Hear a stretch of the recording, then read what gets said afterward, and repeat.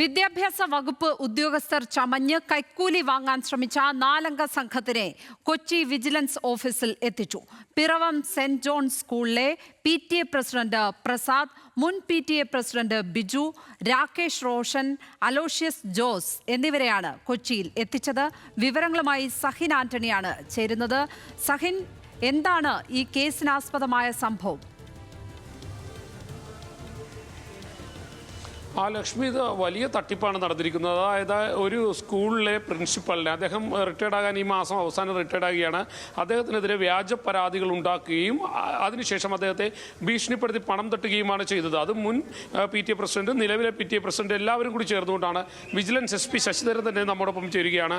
സാറേ, എന്താണ് ഈ ഒരു കേസിൻ്റെ ഒരു ഗ്രാവിറ്റി എന്ന് പറയുന്നത്?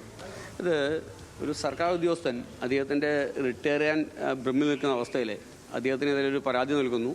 ആ പരാതി നൽകിയിട്ട് വിദ്യാഭ്യാസ വകുപ്പ് ഒരു എൻക്വയറി നടത്തിക്കൊണ്ടിരിക്കുന്ന വേളയിൽ തന്നെ ആ പരാതി പിൻവലിക്കാം എന്ന് പറഞ്ഞിട്ട് അദ്ദേഹത്തെ സമീപിച്ച് പിന്നെ അവർ ചർച്ച നടത്തി. അത് ചർച്ച നടത്തുന്നത് അവിടുത്തെ നിലവിലുള്ള PTA പ്രസിഡന്റ്, ഈ പരാതിക്കാരൻ എന്ന് പറയുന്നത് അവിടുത്തെ PTA എക്സിക്യൂട്ടീവ് കമ്മിറ്റി മെമ്പർ, പിന്നെ അവിടുത്തെ ഒരു ആ സ്കൂളിൽ തന്നെ അധ്യാപികയുടെ ഭർത്താവ്, ഇവരെല്ലാം കൂടിയുള്ള അവിടെ, പിന്നെ മാത്രമല്ല അവിടെ ഒരു ലോക്കൽ ചാനലിലെ ഒരാൾ, എല്ലാം കൂടി സംസാരിച്ച് മാധ്യമങ്ങൾ അടക്കം ഇടപെട്ടിട്ടുണ്ട്.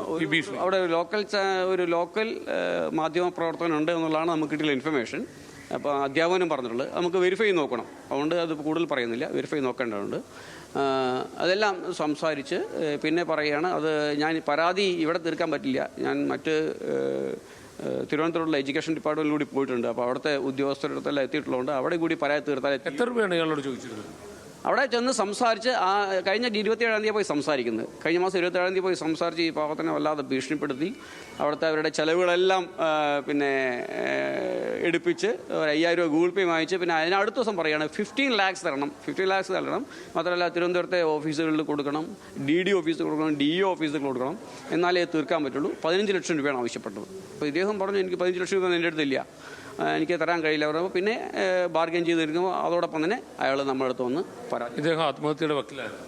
ഞാൻ അദ്ദേഹത്തെ ആദ്യം കാണുമ്പോൾ വല്ലാത്തൊരു ഡിജക്റ്റഡ് ആയിട്ടുള്ള അവസ്ഥയിലായിരുന്നു. സംഭവിച്ചേക്കാമായിരുന്നു, ഇങ്ങനെ ഒരു പരാതി കിട്ടിയിട്ടില്ലായിരുന്നെങ്കിൽ വലിയ തട്ടിപ്പ് തന്നെയാണ് ഏതായാലും നടന്നിരിക്കുന്നത്. സഹിൻ ആന്റണിയാണ് അതിന്റെ വിവരങ്ങൾ നമ്മളിലേക്ക് എത്തിച്ചത്.